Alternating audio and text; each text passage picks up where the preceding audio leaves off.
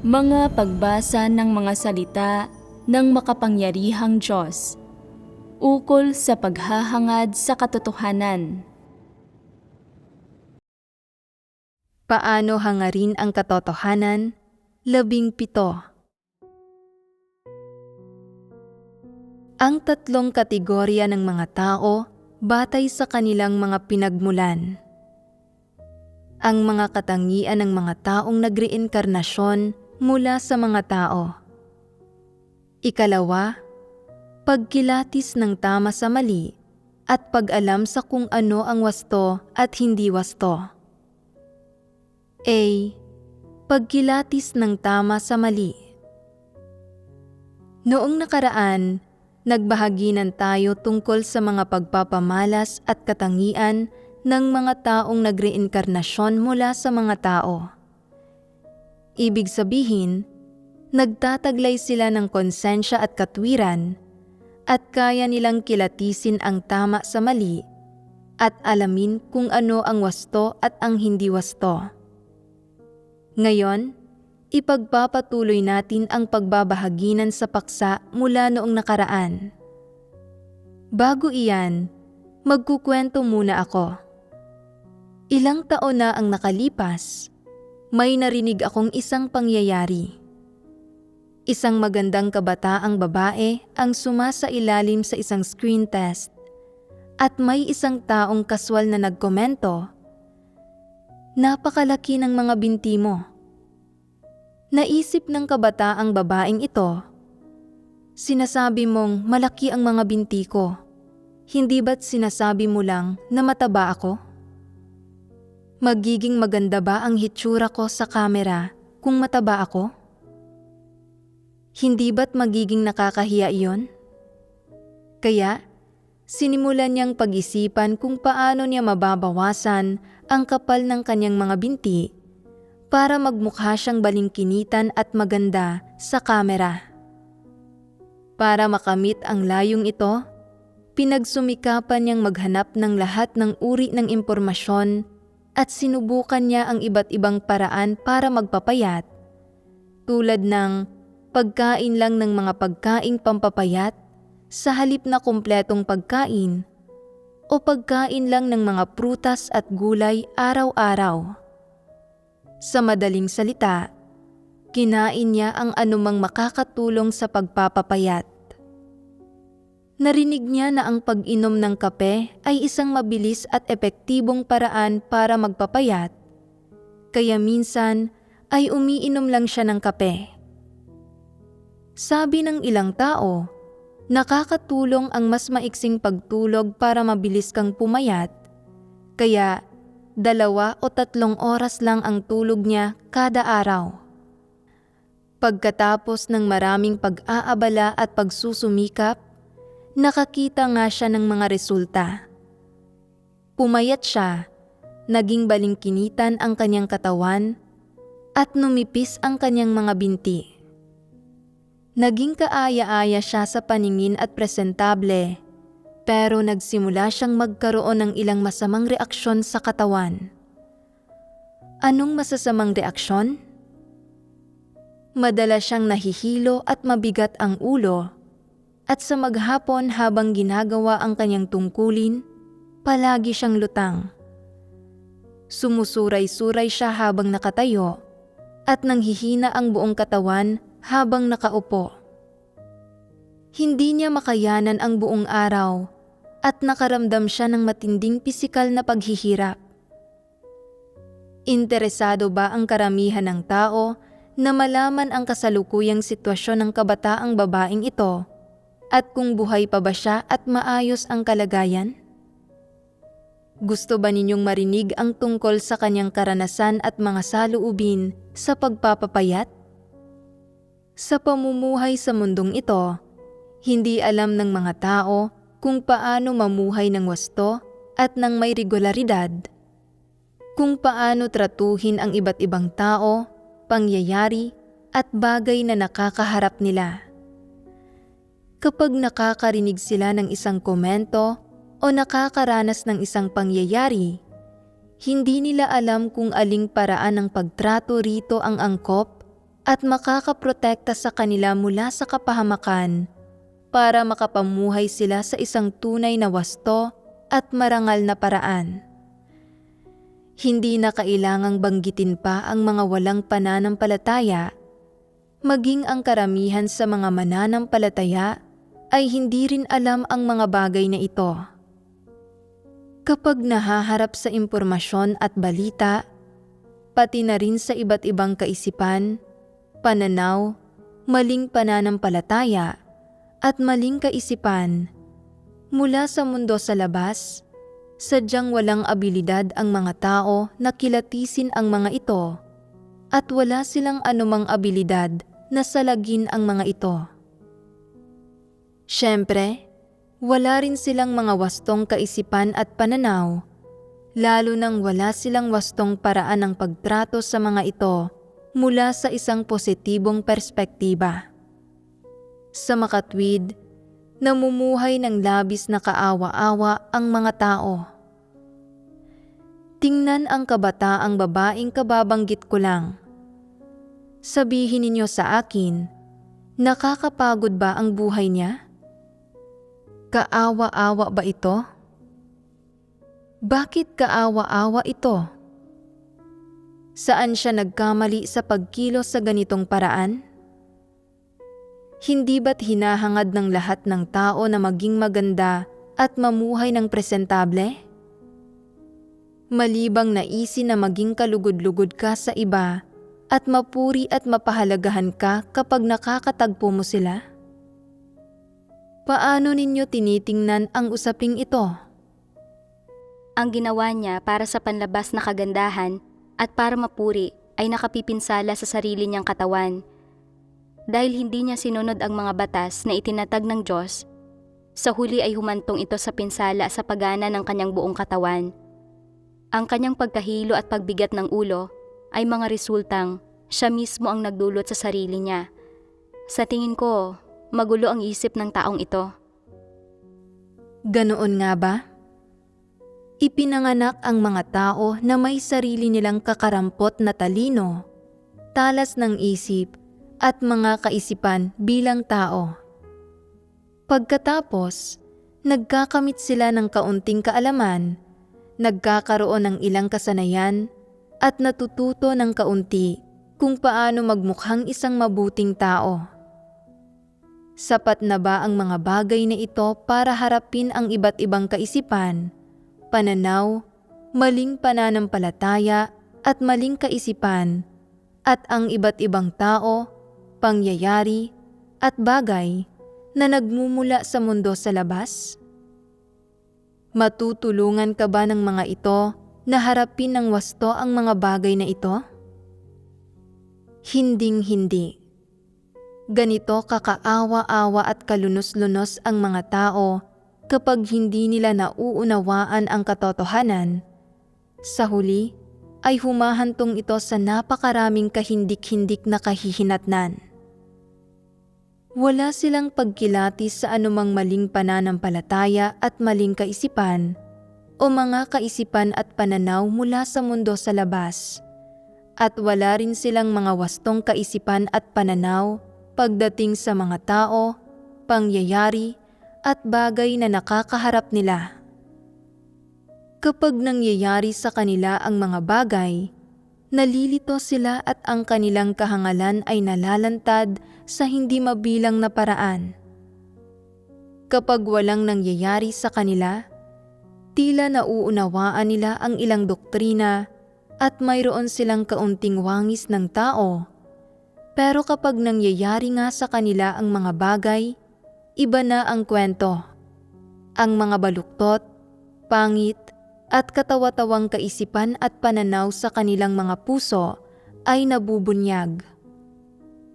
Kapag totoong tungkol na ito sa kung paano umasal, sa pananatiling buhay, o maging sa isang partikular na kaisipan o pananaw sa buhay, napakamangmang at napakapurol ng isip ng mga tao, at napakakatawa-tawa ng kanilang mga saloobin at pananaw.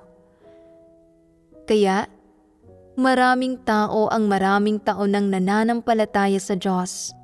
Maraming taon nang nakikinig sa mga sermon at gumagawa rin ng kanilang mga tungkulin, at hindi sila kailanman sadyang gumawa ng anumang bagay na nakakagambala o nakakagulo, ni sadyang nagsalita ng anumang mga salitang sumasalungat o lumalapastangan sa Diyos. Sa panlabas, walang maipipintas sa kanila. Subalit kapag nahaharap sila sa iba't ibang maling kaisipan at pananaw mula sa mundo sa labas, lalo na ang ilang medyo popular, sa kaibuturan ng kanilang mga puso, ay hindi sila nasusuklam sa mga ito at hindi rin nila nilalabanan o tinatanggihan ang mga ito. Sa halip ay nagugustuhan at sinasang-ayunan pa nila ang mga ito, at sa sandaling magkaroon ng angkop na kapaligiran o pagkakataon, hindi nila namamalayang tatanggapin nila ang mga bagay na ito at ilalapat sa sarili nilang buhay. Hindi ba't isang napakalinaw na halimbawa ang kabataang babaeng nabanggit kanina? Isa ba itong paraan ng pagsunod sa masasamang kalakaran? Hindi lang niya sinunod ang mga ito, lubusan niyang isinagawa ang mga ito. Hindi ba't itinataguyod ng mundo ngayon ang pagiging sexy, kaakit-akit, balingkinitan, at pagkakaroon ng magandang hubog ng katawan? Popular ang mga ideyang ito sa bawat industriya, sa bawat grupo ng mga tao, at maging sa mga taong may pananalig. May ilang matandang babae na nananampalataya sa Panginoon, at sa kabila ng pagiging mahigit 60 anyos sa karaniwan, nagpapagandahan pa rin sila sa isa't isa. Tinanong nila ang isang dalagita sa tabi nila, "Sino sa amin sa tingin mo ang pinakamagandang tingnan sa bestidang ito?" Sumagot ang dalagita, "Lahat po kayong mga girls ay maganda sa bestidang iyan. Kahit na mga 60 anyos na sila, kailangan silang tawaging girls. Ayaw nila at hindi sila masaya na tawaging mga ginang." Sa kanilang likuran, sinabi ng dalagita sa iba, "Mahigit 60 anyos na sila. Gaano kaganda pa ba sila kung titingnan?" Pero ang grupong ito ng matatandang babae ay natutuwa pa rin dito. Mayroon ba silang anumang pagkaramdam ng kahihiyan? Napakaraming taon na nilang nananampalataya sa Panginoon, pero nakatuon pa rin sila sa mga bagay na iyon. Hindi ba't abnormal ang kanilang pagkatao? Kapag walang konsensya at katwiran ang mga tao, nakagagawa sila ng maraming bagay na katawa-tawa, maraming bagay na kinasusuklaman at kinamumuhian ng mga tao, at maraming bagay na nagbubunyag sa kanilang mababang karakter. Bakit maraming tao ang walang pagkilatis tungkol sa mga bagay sa masasamang kalakaran at walang anumang abilidad na salagin ang mga ito, at dahil dito ay nalilihis at natatangay ng mga ito? Ito ay dahil hindi nila hinahangad ang katotohanan at hindi nila nauunawaan ang kahit katiting na katotohanan. Ano man ang mangyari sa kanila, hindi nila ito makilatis, at sa sandaling makaharap sila ng isang tukso, nabubunyag sila at nalulubog dito. Tingnan ninyo kung ano ang itinuturo at kung ano ang popular sa lahat ng antas ng lipunan ngayon. Isang reporter sa radyo ang nakapanayam ang isang batang lalaki at nagtanong dito, "Ano ang paborito mong pambatang kanta?" Kinamot ng bata ang kanyang ulo at sinabing, "The moon represents my heart." Hindi malaman ng mga taong nakarinig nito kung matatawa ba sila o maiiyak. Bakit hindi nila malaman kung matatawa ba sila o maiiyak? Isa ba itong pambatang kanta? Isa itong romantikong kanta, pero napagkamala ng bata na isa itong pambatang kanta.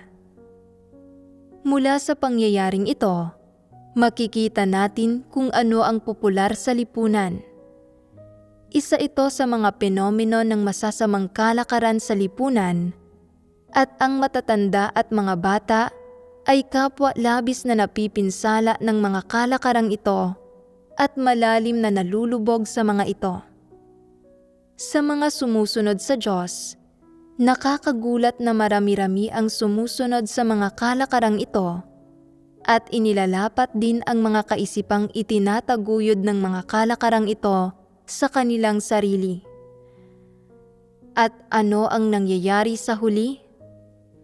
Nagbubunga ba ito ng mabubuting kahihinatnan o masasama? Nagbubunga ito ng masasamang kahihinatnan. Ito ang kahahantungan ng pagsunod sa masasamang kalakaran.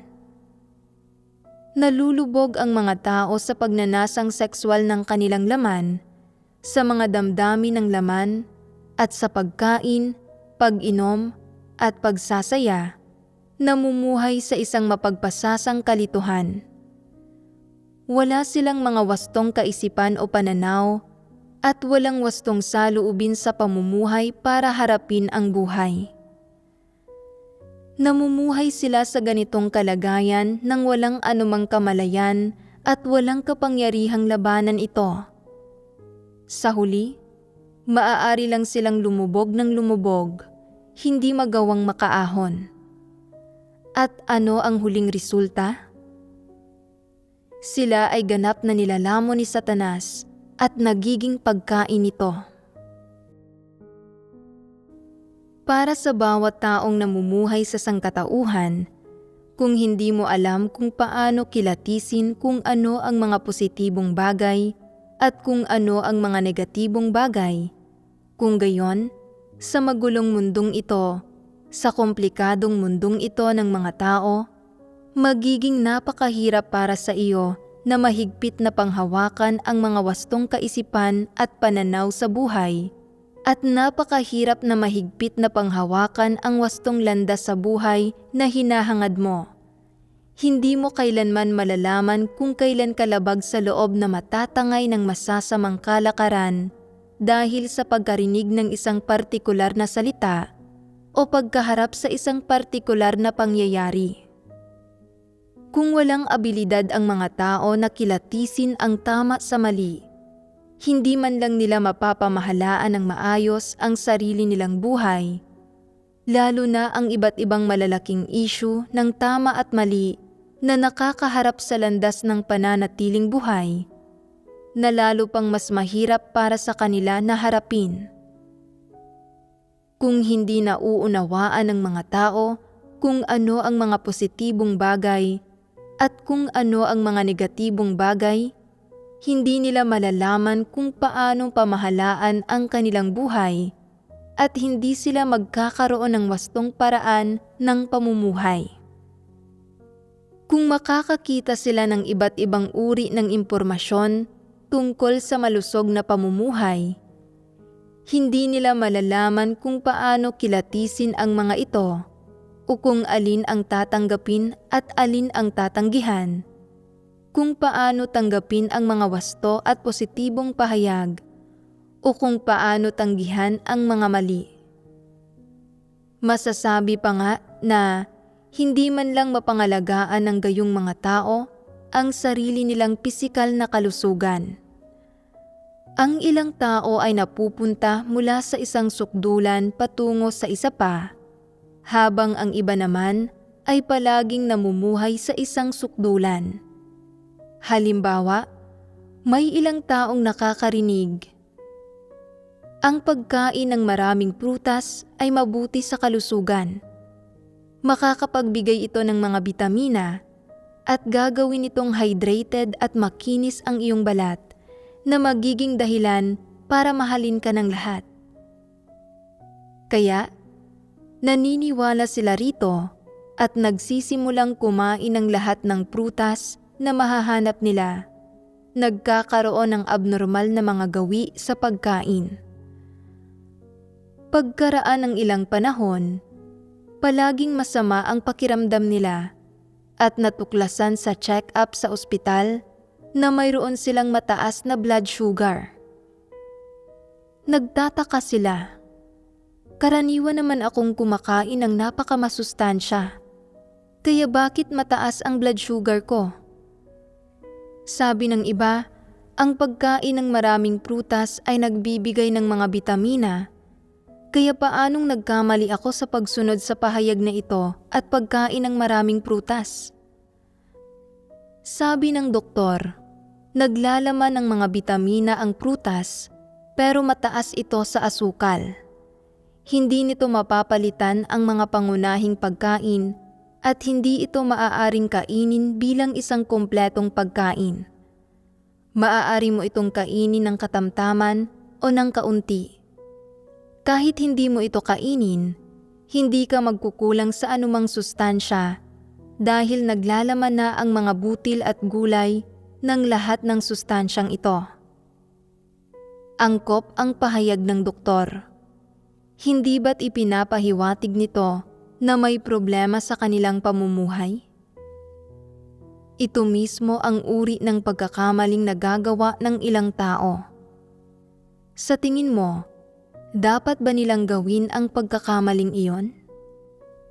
Sabi ng ilang tao, hindi ako nagreklamo tungkol sa Diyos kahit na mataas ang blood sugar ko. Ano ang palagay ninyo sa pahayag na ito? Hindi ba't wala itong katwiran? May kinalaman ba sa Diyos ang pagiging mataas ng blood sugar mo?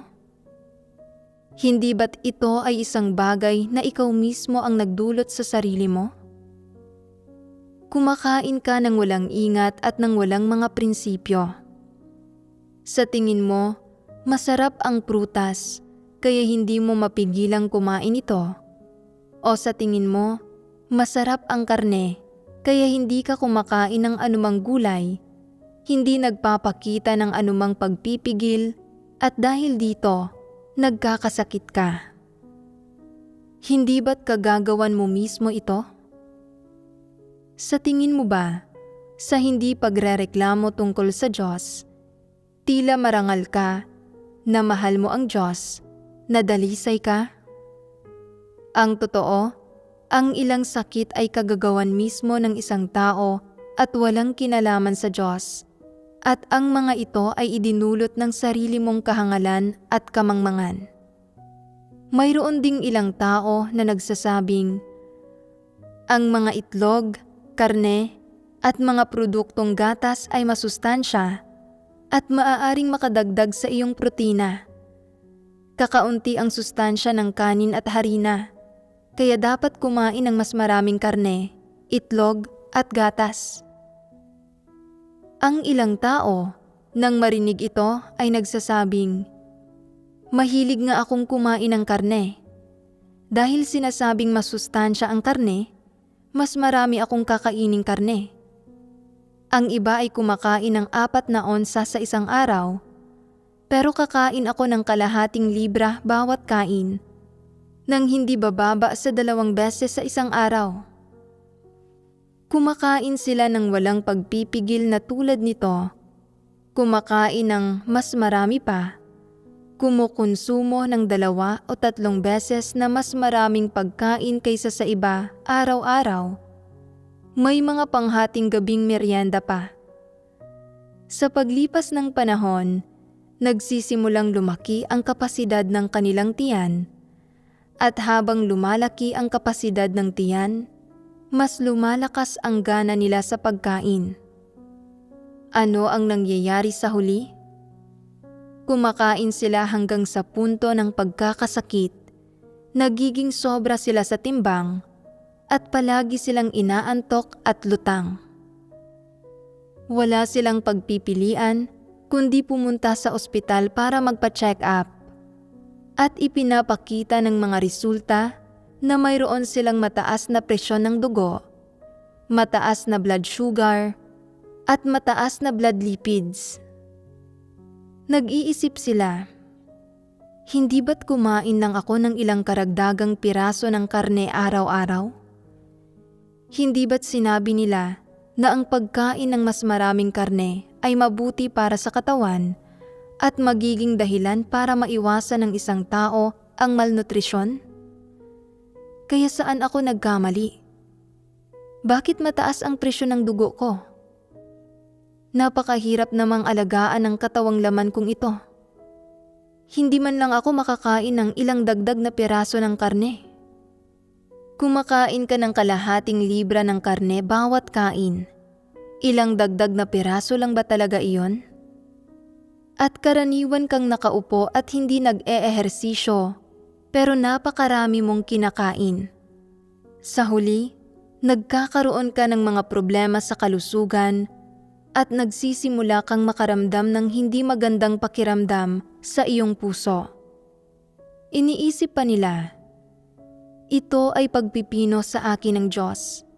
Walang anuman ito, magiging maayos din ako sa paglipas ng panahon. Hindi ako magrereklamo tungkol sa Diyos. Anong karapatan mong magreklamo tungkol sa Diyos? Ang sakit mo ba ay paraan ng Diyos ng pagpipino sa iyo o kagagawan mo mismo? Tumataba ka at nagkakasakit dahil sa pagkain ng karne at iniisip mong ito ay pagpipino sa iyo ng Diyos at na sinusubok ng Diyos ang iyong pananalig. Pipinuhin ka ba ng Diyos sa ganitong paraan? Hindi. Kaya, paano na idulot ang resultang ito?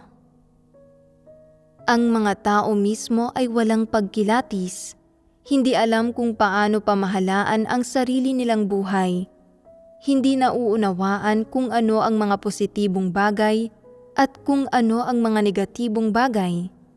Hindi alam kung paano tratuhin ng wasto ang kanilang pisikal na buhay. Hindi alam kung paano sundin ang mga batas ng pananatiling buhay na itinatag ng Diyos para sa mga tao. At hindi alam kung paano sundin ang mga batas ng iba't ibang likas na kondisyon ng katawan. Palagi silang gumagawa ng mga hangal at katawa-tawang gawain, palaging puno ng mga kuro-kuro at imahinasyon tungkol sa Diyos, at hindi nagkukulang sa maluluhong pagnanais. Ano ang nangyayari sa huli? Palagi silang lumilihis ng landas, palaging nagkakamali at patuloy na nagkakamali ng pagkaunawa sa Diyos. Hindi ba't isa itong napaka-problematikong usapin?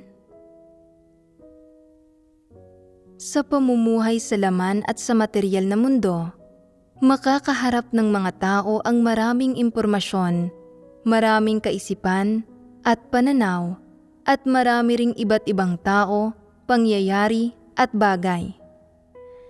Kung hindi nila alam kung paano kilatisin kung ang iba't ibang tao, pangyayari at bagay ay positibo o negatibo, hindi alam kung paano piliin kung ano ang tatanggapin at ano ang tatanggihan, hindi alam na panghawakang mahigpit ang mga positibong bagay at hindi alam kung bakit tama ang mga ito at hindi alam na tanggihan ang mga negatibong bagay, lalong hindi nila namamalayan ang negatibong katangian ng mga bagay na ito. Hindi ba't napakamapanganib ng pamumuhay sa ganitong paraan? Hindi kalabisang sabihin na nanganganib silang mawalan ng buhay anumang oras. Hindi man lang mapamahalaan ng maayos ng mga tao ang sarili nilang pisikal na buhay at kalusugan na mga simpleng bagay. Kailangan pa nilang alalahanin sila ng iba. Kailangan pa nila na protektahan at bantayan sila ng Diyos.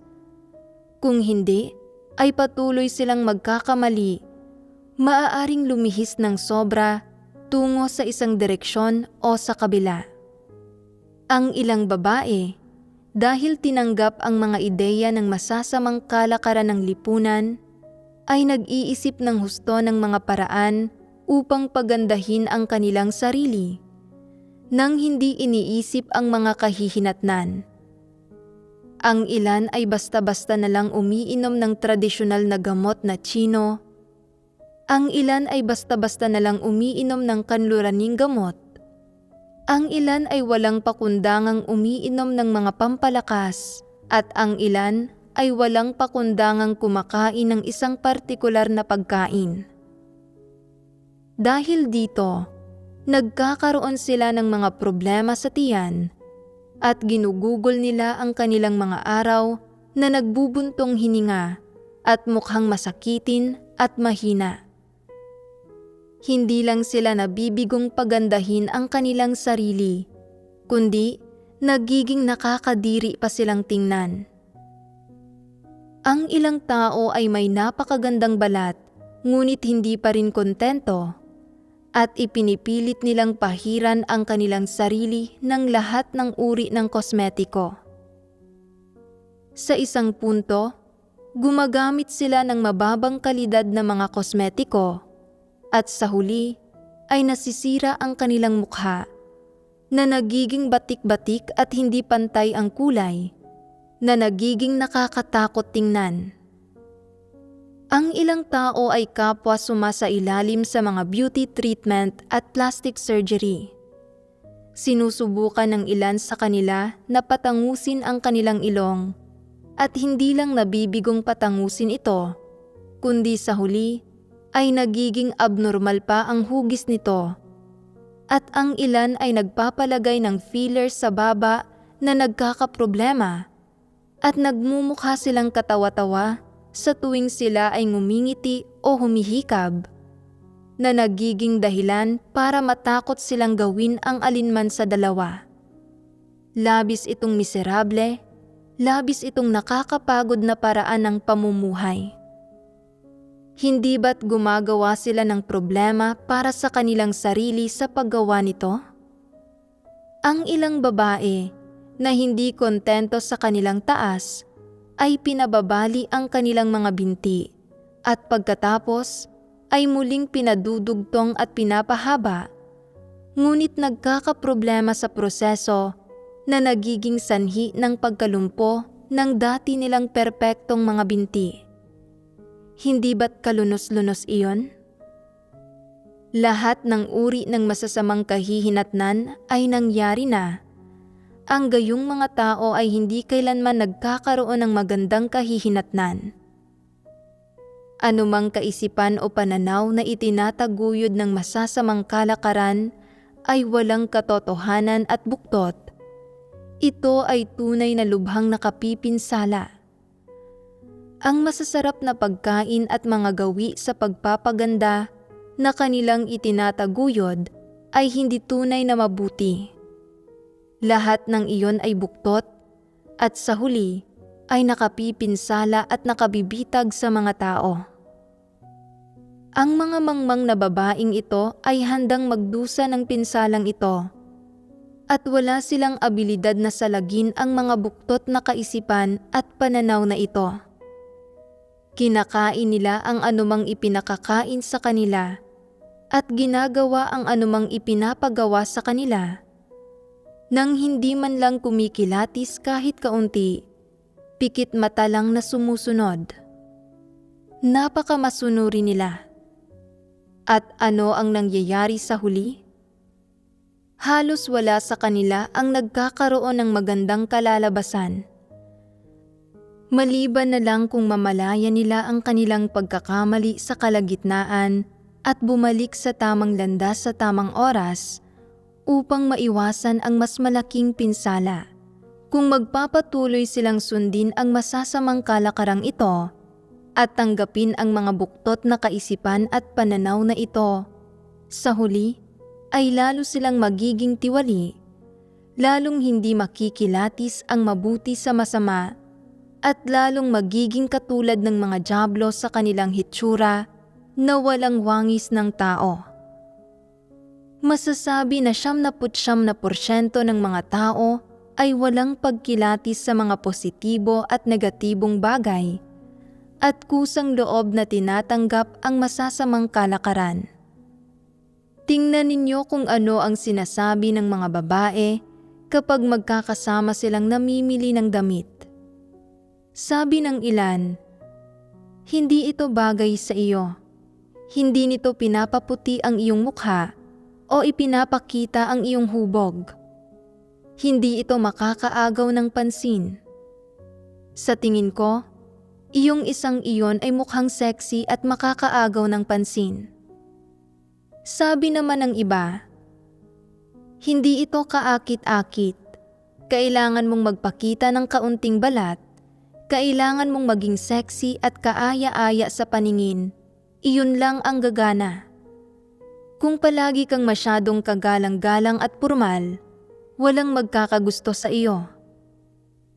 Ipinipilit pa nga ng ilang ina na maging artista ang kanilang mga anak na babae. Sabi ng anak, napakagulo ng industriya ng showbiz. Ayaw kong maging artista. Pagkatapos ay pinagagalitan siya ng kanyang ina. Wala ka bang ambisyon? Sa tangkad, hitsura at balat mo, napakaganda ng likas na mga katangian mo. Kung hindi ka kikita ng pera bilang artista, paano tayo mabubuhay? Hanggat kaya mong sumikat at kumita ng pera, ayos lang na makipagtalik sa kahit sino. Kung hindi, masasayang lang ang magandang hitsura mo. Pinalaki ka namin hanggang sa edad na ito at naghihintay kami ng tatay mo na magtamasa ng bunga ng tagumpay mo. Kung kahit iyon ay ipagkakait sa amin, para saan pa at isinilang ka namin? Tama ba para sa mga magulang na turuan ang kanilang mga anak sa ganitong paraan? Ano ang mga kahihinatnan ng pagtuturo sa mga anak sa ganitong paraan? Napipinsala ang mga anak. Balang araw, kapag nakaunawa na ang gayong anak at dumaan na siya sa napakaraming pagdurusa at sakit, hindi maiiwasang mamuhi siya at sumama ang loob niya sa kanyang ina. Sinasabi, kasalanan mo ang lahat ng ito. Hindi mo ako ginabayan sa tamang landas. Sinabi kong ayaw kong umarte, pero ipinilit mo. Tingnan mo ako ngayon, halos 40 anyos na ako. Hindi pa rin ako makahanap ng asawa at walang may gusto sa akin. Ang mga nanligaw sa akin ay naglalaro lang at hindi kailanman nagbalak na pakasalan ako. Hindi ba't nasira na ang buong buhay ko? Labis na nagdurusa ang mga anak at ang mga magulang ang salarin at ugat ng problema. Nagdulot sila ng pinsala sa kanilang mga anak. Kung ang mga mananampalataya sa Diyos ay katulad lang ng mga walang pananampalataya sa kanilang kawalan ng kakayahang makaahon mula sa masasamang kalakaran, nagpapahiwatig ito ng isang problema. Kung wala kang pagkilatis sa anumang masasamang kalakaran, anumang buktot at negatibong pahayag, o sa alinman sa iba't ibang gawi na ginagawa ng mga tao, anuman ang mga ito, at sinusunod mo pa ang mga ito, at sinasadya mong subukan ang mga ito, kung gayon, sa mga mata ng Diyos, lahat ng ito ay mga tanda ng kahihiyan. Ano ang sasabihin ng Diyos? Sasabihin niya na bilang isang tao, wala kang abilidad na kilatisin ang tama sa mali.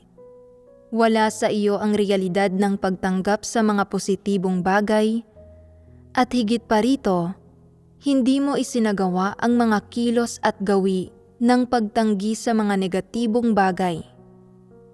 Sasabihin niya na hindi ka tao at na hindi mo natutugunan ang batayang kondisyon ng pagkakaroon ng konsensya at katwiran ng tao.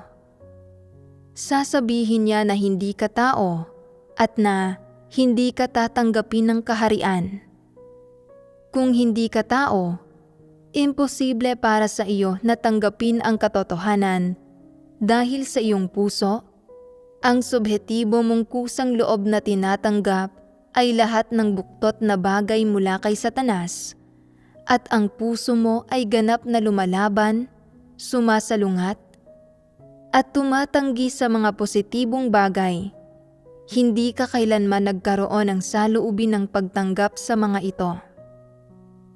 Sa makatwid, sinasabi ng Diyos na hindi ka tao, na wala kang pagkatao. Ayaw ng Diyos sa mga taong walang pagkatao. Huwag mong isipin, kung hindi ako tinatanggap ng Diyos, magdurusa na lang ako ng kaunti pa at magbabayad ng kaunti pang halaga para maantig ang Diyos at mabago ang kanyang saloobin sa akin. Ang nais ng Diyos ay hindi ang isang partikular na pamamaraan ng paggawa ng mga bagay. Ang nais ng Diyos ay magkaroon ka ng saloobin ng pagtanggap sa katotohanan mula sa kaibuturan ng iyong puso, pati na ng realidad ng pagtanggap sa katotohanan at ng katibayan ng pagsasagawa sa katotohanan. Dapat kang maging isang tao na tunay na may pagkatao. Ang pagkataong ito ay hindi isang bagay na pagkukunwari.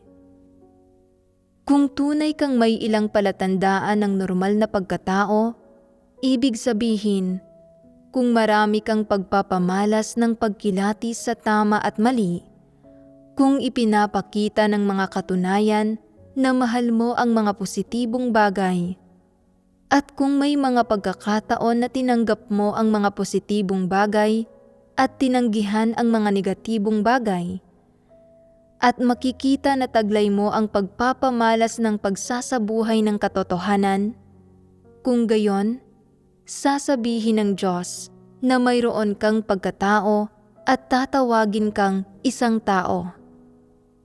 Kung sinasabi mo, may pagkatao rin ako, kaya kong kilatisin ang mga positibo at negatibong bagay, pero wala kang pagpapamalas ng pagsasabuhay ng katotohanang realidad, at ang mga salita mo ay hindi sinusuportahan ng katibayan, problema ito.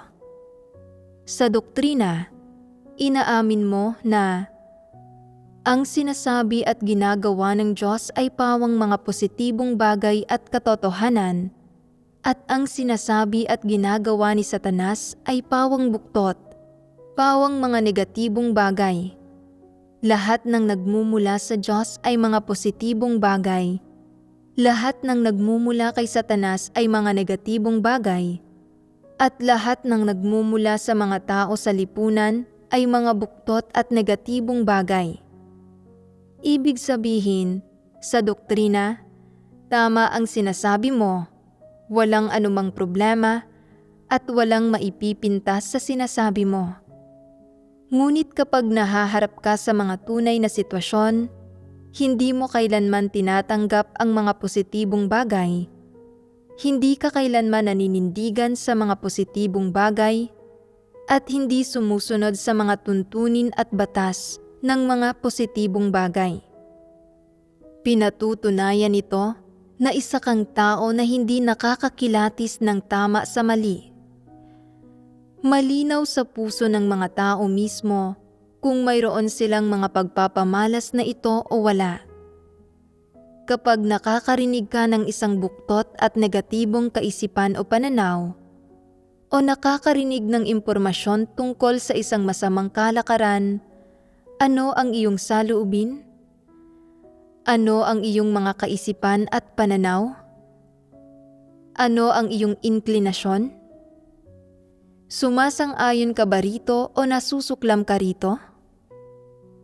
Binabalak mo bang panatilihin ito sa iyong puso at gamitin kapag kinakailangan, o tinututulan mo ba ito at kinokondena sa iyong puso at talagang tinatanggihang tanggapin ito? Sa iyong puso, dapat mong malaman kung ano mismo ang iyong saloobin. Kung may nagsasabing hindi niya alam, may puso ba siya? Hindi malinaw kahit ang sarili niyang saloobin. Normal ba siyang tao? Kung alam mo sa iyong puso na hindi ka mabuti, at alam mo na interesado ka sa iba't ibang masasamang kalakaran at mga buktot na pahayag, at palaging gustong sundin ang mga ito at makibahagi sa mga ito, ngunit napipilitan ka lang napigilan ng kaunti ang iyong sarili dahil nalilimitahan ka ng iba't ibang katotohanang prinsipyo ng sambahayan ng Diyos at ng sarili mong pride dahil sa iyong pananampalataya sa Diyos. Gayong sa katunayan, sa kaibuturan ng iyong puso, kinasusuklaman at tinatanggihan mo ang mga positibong bagay. Kung gayon, kahit pa sabihin mong gusto mo ang mga positibong bagay at ayaw mo sa masasamang kalakaran, labag iyon sa iyong tunay na mga damdamin. Narito ang isang halimbawa. Sinasabi ng ilang indibidwal, hindi maganda ang pagkain ng masyadong maraming karne, masama ito sa kalusugan. Dapat kang kumain ng kaunting karne at kumain ng mas maraming kanin, mga pagkain gawa sa trigo at mga gulay. Kaya itong tanggapin ng ilang tao. Hindi nila nararamdaman na ang pagkain ng mas kaunting karne ay labag sa kanilang kalooban. Hindi ito nagdudulot sa kanila ng pagkadismaya o tunay na pagkaagrabyado. Sa halip, iniisip nila, ito ang tamang gawin. Matapos itong maranasan sa loob ng ilang panahon, pakiramdam ko ay mabuti ito para sa aking katawan. Bumuti ang pangkalahatang kalagayan ng kaisipan ko at mas malusog ang katawan ko kaysa dati.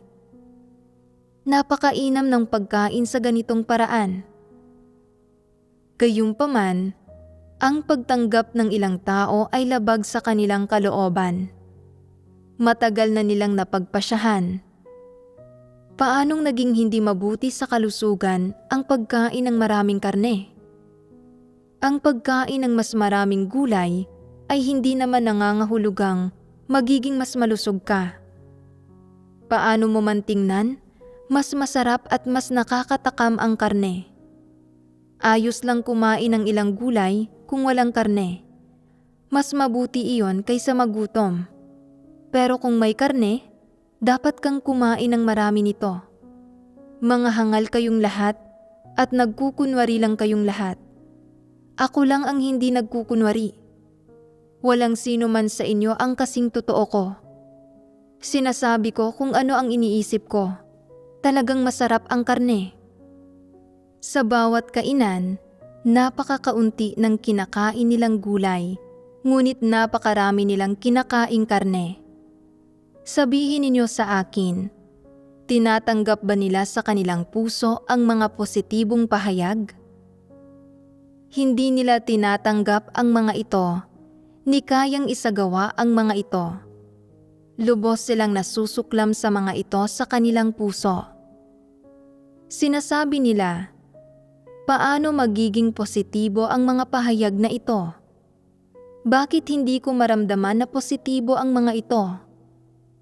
Ano ang mabuti sa mga ito? Ano ang mali sa pagkain ko ng mas maraming karne? Hindi naman ako namatay at walang sino man sa inyo ang namumuhay ng mas mahusay kaysa sa akin.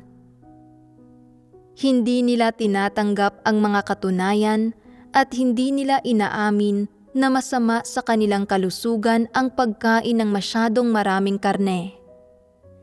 Hindi man lang nila matanggap ang mga wastong pahayag, kaya paano nila matatanggap ang mga katunayan? Mas lalong hindi iyon mangyayari. Para sa gayong mga tao, ang pagtanggap sa mga positibong bagay ay lubhang labag sa kanilang kalooban. Pakiramdam nila ay napakasakit at napakahirap gawin ito. Ipinapakita nito na may problema sa kanilang pagkatao at na hindi nila mahal ang katotohanan sa kanilang puso. Ang ilang tao, kapag nakakarinig sila ng mga wastong salita na mga positibong bagay, ay madali itong natatanggap. Sinasabing, nag-aalala nga ako tungkol dito at hindi ko alam kung paano ito haharapin. Wala akong landas ng pagsasagawa. Sa kabutihang palad, binigyan mo ito ng liwanag. Sa sandaling marinig kita, naramdaman ko na tama ang ganitong pahayag sa mga bagay-bagay na dalisay, objektibo at praktikal ang pananaw at na umaayon ito sa pagkatao. Pagkatapos itong marinig, agad nila itong maisasagawa. Bagamat paminsan-minsan ay nagpapasasa sila sa sarili at nagiging sutil, mabilis silang bumabalik sa tamang landas. Gumagawa sila ng mga positibong bagay nang hindi kailangan na bantayan o kontrolin sila ng iba at hindi nila nararamdaman na ang paggawa nito ay labag sa kanilang kalooban at hindi rin ito nagdudulot sa kanila ng pagkabagabag. Ito ay tulad ng kung paanong gusto ng mga tupa na kumain ng damo. Kung bibigyan mo ng karne ang mga tupa, hindi nila ito kakainin. Ngunit kung bibigyan mo sila ng damo, kakainin nila ito ng may kasiyahan dahil sila ay mga kumakain ng halaman at ang kailangan nila sa loob nila ay damo. Ngunit iba ang mga lobo. Partikular silang naghahanap ng karne na makakain. Hindi sila kumakain ng damo at pakiramdam nila ay walang kasing nakakatakam gaya ng karne. Ang mga ito ay mga likas na pagpapakita ng kanilang mga kalikasan na walang sino mang makapagbabago. Hindi ito isang bagay na natatamo nila sa bandang huli, ni isang bagay na itinuturo sa kanila. Ipinanganak ang mga tupa para kumain ng damo at ipinanganak ang mga lobo para kumain ng karne. Walang sino man ang makapagtuturo sa isang tupa na maging isang hayop na kumakain ng karne o makapagtuturo sa isang lobo na maging isang hayop na kumakain ng damo. Ito ang pagpapamalas ng kanilang diwa. Ang kailangan mo at ang mahal mo ay itinatakda ng iyong pagkatao. Kung ang iyong pagkatao ay walang pangangailangan para sa mga positibong bagay, hindi mo mamahalin ang mga positibong bagay. Kung gusto mo ang mga negatibong bagay, nangangahulugan ito na kailangan ng iyong puso ang mga negatibong bagay. Ito ay itinatakda ng iyong kalikasang diwa, hindi ito kailangang ikintal sa iyo ng iba. Kung may gustong tumulong sa iyo na magbago at nakikipagbahaginan sa iyo ng ilang katotohanang prinsipyo, maaaring pansamantala mo itong matanggap dahil sa amor propyo o dahil gusto mong iwasan ang kahihiyan at pasalitang ipahayag ang iyong pagsang-ayon. Ngunit kung paano ka nag-iisip at nagsasagawa kapag walang nakakakita ay ganap na itinatakda ng iyong kalikasan. Hindi mo ito mapepeke at hindi ka rin kayang baguhin ng iyong mga magulang. Kung ang iyong pagkatao ba ay may sangkap ng pagmamahal sa mga positibong bagay at pagkamuhi sa mga negatibong bagay, ay hindi isang bagay na mapagpapasyahan ng sinuman. Tanging ang sarili mong diwa ang nagpapasya nito. Malinaw na ba ang usaping ito ngayon? Sa makatwid, ang kakayahan ng isang tao na kilatisin ang tama sa mali ay maraming sinasabi tungkol sa kanyang pagkatao. Kung ang iyong pagkilatis sa tama at mali ay isang likas na pagpapakita, ipinanganak ka na partikular na interesado sa ilang positibong bagay. Handang-handa kang makinig kapag may nagsasabi ng isang bagay na wasto, at wala ka ng ibang gugustuhin pa kundi ang mas magsalita pa sila para mas marami kang mapakinggan at mas marami kang matamo at mas kaunting paglihis ang tahakin mo o niwala man lang. At kapag nakakaharap ka ng ilang buktot at negatibong bagay, nasusuklam ka sa iyong puso at iniiwasan mo ang mga ito at ayaw mong makisangkot. Ayaw mo man lang marinig ang tungkol sa mga ito. Ikaw mismo ay hindi mo alam ang mga dahilan para dito.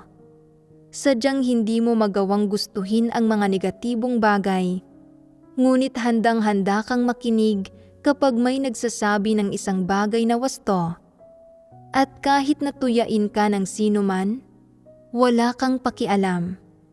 Hindi mo alam kung saan nanggagaling ang sigasig na ito. Nakikita ng ilang tao ang taos-pusong sigasig na ito sa iyo at hinahamak at tinutuya ka. Iniisip na isa kang hangal, ngunit hindi ka sumasang-ayon. Iniisip mo, hanggat tama ang sinasabi ng isang tao, tinatanggap ko ito. Ano ba ang napakahirap doon? Ito ay isang likas na pagpapakita ng pagkatao. Ang pagkakaroon ng likas na pakiramdam na ito ng pagmamahal sa mga positibong bagay at pagtutol sa mga negatibong bagay sa iyong pagkatao ay isang katangian at pagpapamalas ng normal na pagkatao.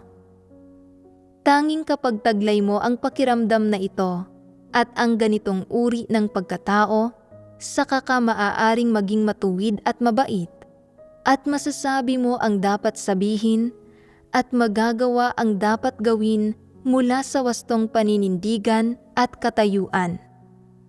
Kapag taglay mo ang aspekto ng pagkatao na pagkilatis sa tama at mali, taglay mo ang batayang kondisyon para tanggapin ang katotohanan at tanggapin ang iba't ibang malinaw na pahayag mula sa Diyos na kinasasangkutan ng mga katotohanang prinsipyo.